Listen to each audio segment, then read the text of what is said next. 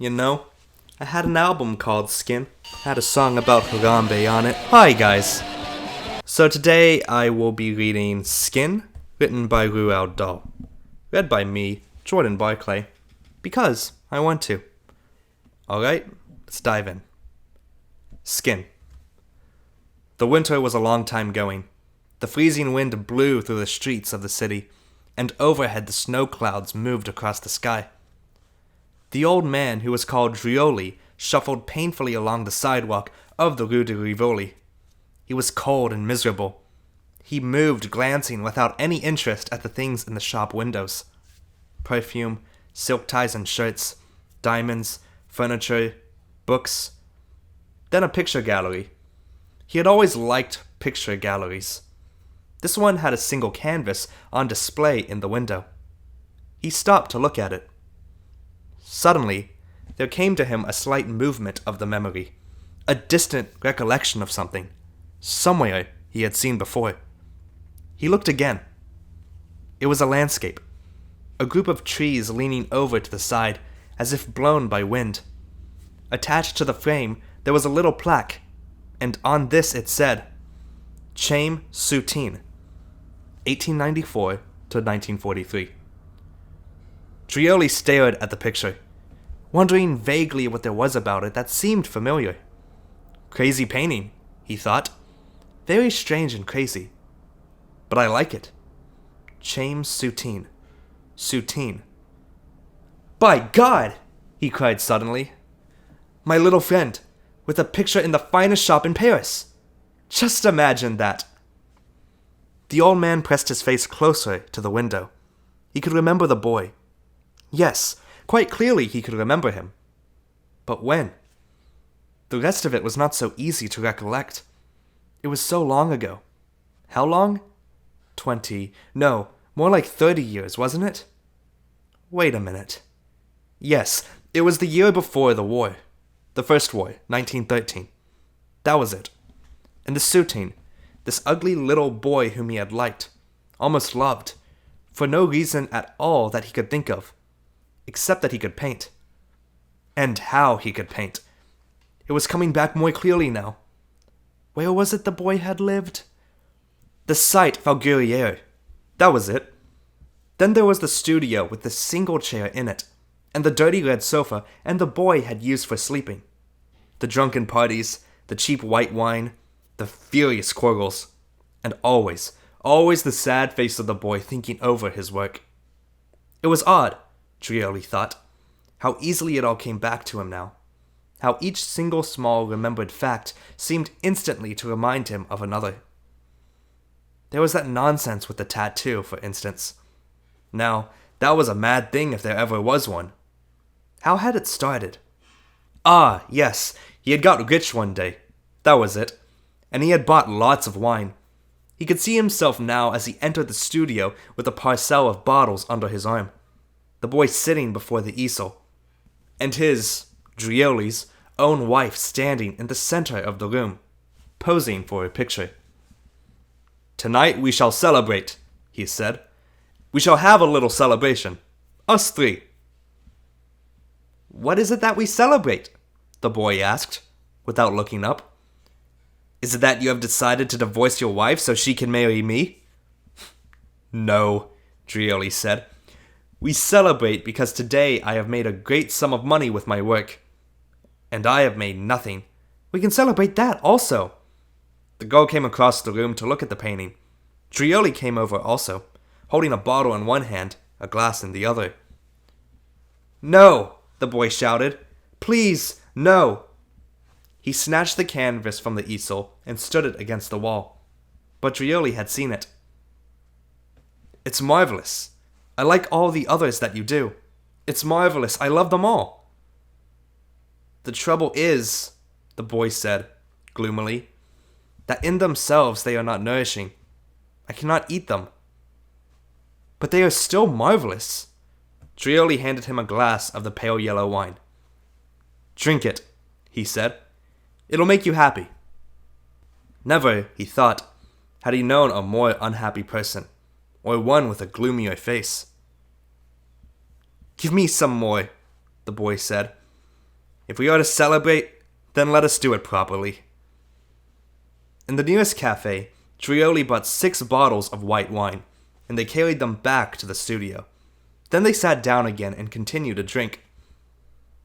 It is only the very wealthy who can afford to celebrate in this manner.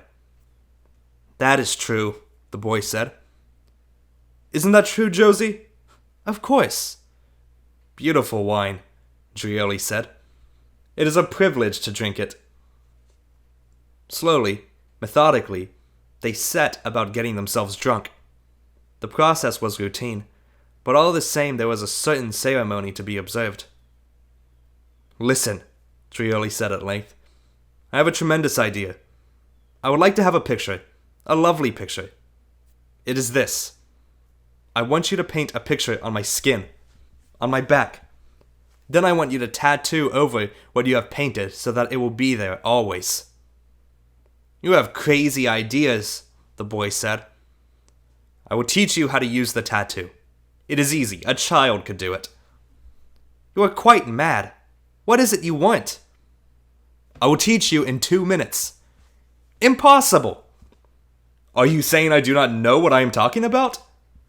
All I'm saying, the boy told him, is that you are drunk and this is a drunken idea. We could have my wife for a model, a study of Josie upon my back. It is not a good idea, the boy said, and I could not possibly manage the tattoo. It is simple. I will undertake to teach you in 2 minutes. You will see. I shall go now and bring the instruments. In half an hour, Drioli was back. I have brought everything, he cried, waving a brown suitcase. All the necessities of the tattooist are here in this bag. He placed the bag on the table, opened it, and laid out the electric needles and the small bottles of colored inks. He plugged in the electric needle, and then he took the instrument in his hand and pressed a switch. He threw off his jacket and rolled up his left sleeve. Now, look. Watch me and I'll show you how easy it is. I will make a design on my arm. Here. See how easy it is? See how I draw a picture of a dog here upon my arm? The boy was intrigued. Now, let me practice a little. On your arm. With a buzzy needle, he began to draw the blue lines upon Drioli's arm. It is simple, he said. It is like drawing with pen and ink. There is no difference except that it is slower. There is nothing to it. Are you ready? Shall we begin? The model! Cried Drioli. Come on, Josie! He was in a bustle of enthusiasm. Now arranging everything, like a child preparing for some exciting game. Where will you have her? Where shall she stand? Let her be standing there, by my dressing table. Let her be brushing her hair. I will paint her with her hair down over her shoulders and her brushing it. Tremendous. You are a genius. First, the boy said, I shall make an ordinary painting. Then if it pleases me, I shall tattoo over it. With a wide brush he began to paint upon the naked skin of the man's back. Be still now, be still! His concentration, as soon as he began to paint, was so great that it appeared somehow to neutralize his drunkenness. All right, that's all, he said at last to the girl. Far into the small hours of the morning the boy worked. Drioli could remember that when the artist finally stepped back and said, It is finished, there was a daylight outside and the sound of people walking in the street. I want to see it, Drioli said. The boy held up a mirror, and Drioli craned his neck to look. Good God! He cried. It was a startling sight. The whole of his back was a blaze of color. Gold and green and blue and black and red. The tattoo was applied so heavily it looked almost like an impasto. The portrait was quite alive. It contained so much characteristic of Soutine's other works. It's tremendous! I rather like it myself. The boy stood back, examining it critically. You know, he added, I think it's good enough for me to sign. And taking up the machine again, he inscribed his name in red ink on the right-hand side, over the place where Drioli's kidney was. The old man, who was called Drioli, was standing in a sort of trance, staring at the painting in the window of a picture dealer's shop. It had been so long ago, all that, almost as though it happened in another life. And the boy? What had become of him? He could remember now that after returning from the war, the first war, he had missed him and had questioned Josie. "Where's my little painter?" "He's gone," she had answered. "I don't know where." "Perhaps he will return." "Perhaps he will. Who knows?" That was the last time they had mentioned him. Shortly afterwards, they had moved to Le Havre, where there was more sailors and business was better. Those were the pleasant years. The years between the wars, with the small shop near the docks and the comfortable rooms and always enough work. Then it had come to the Second War, and Josie being killed, and the Germans arriving, and that was the finish of his business. No one had wanted pictures on their arms any more after that, and by that time he was too old for any kind of work. In desperation, he had made his way back to Paris, hoping vaguely that things would be easier in the big city. But they were not. And now, after the war was over, he possessed neither the means nor the energy to start up his small business again. It wasn't very easy for an old man to know what to do, especially when one did not like to beg. Yet how else could he keep alive? Well, he thought, still staring at the picture, so that is my little friend. He put his face closer to the window and looked into the gallery. On the walls he could see many other pictures, and all seemed to be the work of the same artist. There were a great number of people strolling around. Obviously it was a special exhibition. On a sudden impulse, Drioli turned, pushed open the door of the gallery and went in. There was a long room with a thick wine-colored carpet. And by God, how beautiful and warm it was! There were all these people strolling about, looking at the pictures. Well-washed, dignified people, each of whom held the catalogue in the hand. He heard a voice beside him saying, "What is it you want?" Drioli stood still. "If you please," the man in the black suit was saying, "take yourself out of my gallery." "Am I not permitted to look at the pictures?" "I have asked you to leave." Drioli stood his ground. He felt suddenly, overwhelmingly outraged. "Let us not have trouble," the man was saying. "Come on now, this way." He put a fat white hand on Drioli's arm and began to push him firmly to the door. That did it. "Take your hands off me!" Drioli shouted. His voice rang clear down the long gallery, and all the heads turned around as one. All the startled faces stared down the length of the room at the person who had made the noise. The people stood still, watching the struggle.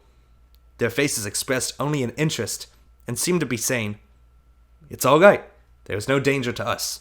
It's being taken care of." "I, too," Drioli was shouting, "I, too, have a picture by this painter. He was my friend, and I have a picture which he gave me." "He's mad. Someone should call the police." With a twist of the body, Drioli suddenly shook off the man before anyone could stop him. He was running down the gallery shouting, "I'll show you! I'll show you! I'll show you!" He flung off his overcoat, then his jacket and shirt, and turned so that his naked back was toward the people. "There!" he cried, breathing quickly. "You see? There it is!" There was a sudden absolute silence in the room, each person arrested in what he was doing, standing motionless in a kind of shocked, uneasy surprise. They were staring at the tattooed picture. It was still there, the colors as bright as ever. Somebody said, "My God, but it is! His early manner, yes? It is fantastic, fantastic! And look, it is signed! Old one, when was this done?" "In 1913, Drioli said, without turning around. "In the autumn of 1913. Who taught Soutine to tattoo? I taught him. And the woman? She was my wife." The gallery owner was pushing toward the crowd towards Drioli. He was calm now, deadly serious, making a smile with his mouth. Monsieur, he said, I will buy it. I said I will buy it, monsieur. How can you buy it? Trioli asked softly. I will give 2,000 francs for it. Don't do it, someone murmured in the crowd. It is worth 20 times as much. Trioli opened his mouth to speak. No words came, so he shut it. Then he opened it again and said slowly, But how can I sell it? He lifted his hands, let them drop helplessly to his sides. Monsieur, how can I possibly sell it? All the sadness in the world was in his voice.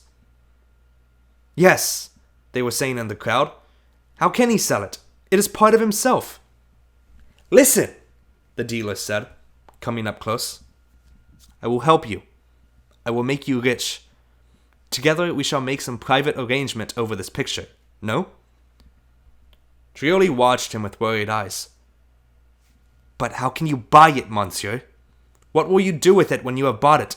Where will you keep it? Where will you keep it tonight, and where tomorrow? Ah, where will I keep it? Yes, where will I keep it? Well, now, it would seem, he said, that if I take the picture, I take you also. That is a disadvantage. The picture itself is of no value until you are dead. How old are you, my friend? 61. But you are perhaps not very healthy, no? The dealer looked Trioli up and down, slowly, like a farmer examining an old horse. I do not like this, Trioli said, moving away. Quite honestly, monsieur, I do not like it. He moved straight into the arms of a tall man who put out his hands and caught him gently by the shoulders. Listen, my friend, the stranger said, still smiling. Do you like to swim and to lie in the sun? Trioli looked up at him, rather startled. Do you like fine food and red wine from the great chateau of Bordeaux? The man was still smiling, showing strong white teeth with a flash of gold among them. He spoke in a soft manner, one gloved hand still resting on Trioli's shoulder. Do you like such things? Well, yes, Trioli answered, still greatly puzzled. Of course. Have you ever had a shoe made especially for your own foot? No. Would you like that? Well, and a man who will shave you in the mornings and trim your hair. Trioli simply stood and stared. And a plump, attractive girl to manicure the nails of your fingers. Someone in the crowd giggled. And a bell inside your bed to call a maid to bring you breakfast in the morning. Would you like these things, my friend? Do they appeal to you? Trioli stood still and looked at him. You see, I am the owner of the Hotel Bristol in Cannes. I now invite you to come down there and live as my guest for the rest of your life in luxury and comfort. The man paused, allowing his listener time to digest this cheerful prospect. Your only duty, shall I call it your pleasure, will be to spend your time on my beach in bathing trunks, walking among my guests, sunning yourself, swimming, drinking cocktails. You would like that? There was no answer. Don't you see? All the guests will thus be able to observe this fascinating picture by Soutine. You will become famous, and men will say, Look, there is this fellow with 10 million francs upon his back. You like that idea, monsieur? It pleases you? Trioli looked up at the tall man in the canary gloves. He said slowly, But do you really mean it? Of course I mean it. Wait, the dealer interrupted. See here, old one. Here is the answer to our problem. I will buy the picture, and I will arrange with a surgeon to remove the skin from your back, and then you will be able to go off on your own and enjoy the great sum of money I shall give you for it. With no skin on my back? No, please, you misunderstand. The surgeon will put a new piece of skin in place of the old one. It is simple. Could he do that? There is nothing to it. Impossible, said the man with the canary gloves. He is too old for such major skin-removing operation. It would kill him. It would kill you, my friend. It would kill me? Naturally. You would never survive. Only the picture would come through. In the name of God! Drioli cried. He looked around, terrified at the faces of people watching him, and in the silence that followed, another man's voice, speaking quietly from the back of the group, could be heard saying, "Perhaps, if one were to offer this man enough money, he might consent to kill himself on the spot. Who knows?" A few people laughed. The dealer moved his feet uneasily on the carpet. "Come on," the tall man said, smiling his broad white smile. "You and I will go have a good dinner and we can talk about it some more while we eat. How's that? Are you hungry?"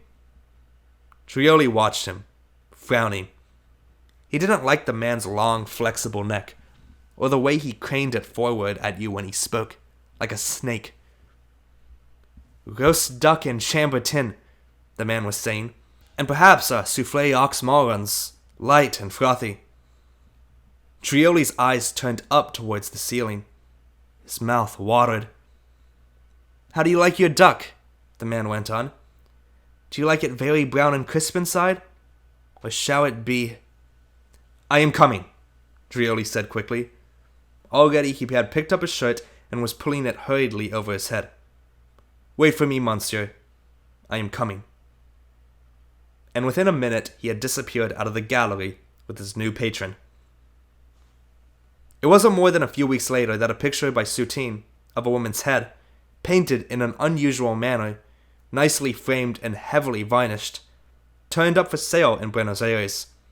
That, and the fact that there is no hotel in Canis called Bristol, causes one to wonder, and to pray for the old man's health, and to hope strongly that wherever he may be at this moment, there is a plump, attractive girl to manicure the nails of his fingers, and a maid to bring him his breakfast in bed in the mornings. Okay, that is the end of Skins, written by Roald Dahl. This has just been an audio recording by me, Jordan Barkley, just doing this because I want to. If you enjoyed the production of this video, feel free to give a like. If you have any requests on what I should read next, comment below, and I'll see if I can get to it as soon as possible. And if you want to be updated on daily and weekly audio recordings, hit the subscribe button and ring the bell for notifications. Alright guys, that's been a good one. I'll see you with another one soon. Until then, I'm out. Peace.